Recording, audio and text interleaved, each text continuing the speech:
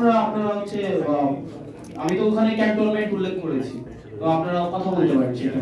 এবং আমরা বলেছি যে এক্ষেত্রে দেখেন 5 অগস্টের পরে আওয়ামী লীগ পুনর্বাসনে আওয়ামী লীগ একটা বারবার আমরা বলছি যে এই দলটা এখনো পর্যন্ত কোন জায়গায় আপনারা দেখছেন রিগ্রেট ফিল করছে কোথাও অপরাধের ওই যে একটা গণহত্যা চালাইছে এটা তো অপরাধী স্বীকার করে নাই।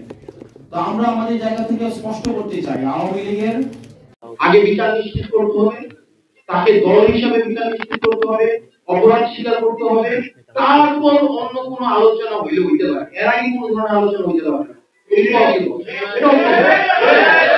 আমরা বলেছি যে 5 অগস্টের পরে আওয়ামী লীগের নাম পুনরাবৃত্তি করছি। 5 অগস্ট পরে আওয়ামী লীগের নাম, মার্কা এবং আদর্শ এই তিনটার উপর আমরা আশঙ্কিত। এখন এটাকে যদি মানে বিদেশি ষড়যন্ত্র অথবা দেশীয় কোনো ষড়যন্ত্র বা এজেন্সি থেকে কোনো ধরনের এখানে আমরা ছাত্র নাগরিকের কাছে কমিটেড। আমরা নির্যাতিত, নিপীড়িত, বঞ্চিত, গুম, খুন, হত্যা শিকার যারা দীর্ঘ 1.5 দশকের বেশি সময় যারা হয়েছে, রাজনৈতিকভাবে নির্যাতিত যে ক্রিয়াশীল রাজনৈতিক দলগুলো হয়েছে, আমরা তাদের কাছে কমিটেড। কোন এজেন্সি, কোন বিদেশি কোন হচ্ছে কোন কর্তৃপক্ষ কারোর কাছে আমরা কমিটেড।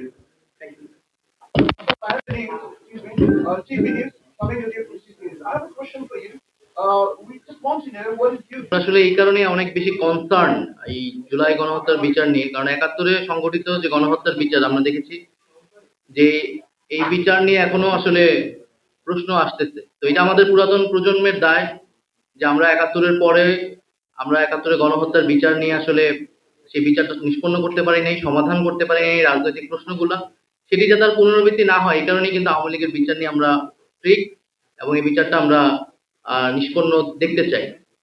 এবং আমরা মনে করি যে যত গণহত্যা হয়েছে 71 থেকে শুরু করে বাংলাদেশের সে সকল গণহত্যার বিচারই আমরা চাই। তবে রাজনৈতিকভাবে এই মুহূর্তে বাংলাদেশের সবচেয়ে গুরুত্বপূর্ণ কনসার্নের জায়গাটা হচ্ছে আওয়ামী লীগ। ফলে আওয়ামী লীগের বিচার এবং আওয়ামী লীগের যে নিবন্ধন বাতিল সহ তাকে রাজনৈতিক এবং সাংগঠনিকভাবে কার্যক্রম থেকে বিরত রাখার বিষয়ে সরকার এবং সকল রাজনৈতিক ফ্যাসিবাদ বিরোধী রাজনৈতিক পক্ষগুলোকে আমরা একত্রিত হওয়ার আহ্বান জানাচ্ছি। দ্বিতীয়ত, এখানে আমরা মনে করি যে নির্বাচন বা রাজনৈতিক দল কার্যক্রম করতে পারবে কি পারবে না এটি সম্পূর্ণই একটি রাজনৈতিক সিদ্ধান্ত, এবং এই সিদ্ধান্ত নেওয়ার এখতিয়ার কেবল মাত্র সরকার, রাজনৈতিক দলগুলা, বিদ্যমান রাজনৈতিক দলগুলো এবং জনগণের রয়েছে। সেখানে সেনাবাহিনী কিংবা রাষ্ট্রীয় এমন কোনো প্রতিষ্ঠান তাদের আসলে এ বিষয়ে কোনো ধরনের মন্তব্য, পরিকল্পনা বা সিদ্ধান্ত প্রস্তাবনা দেওয়ার কোনো ধরনের এখতিয়ার নেই।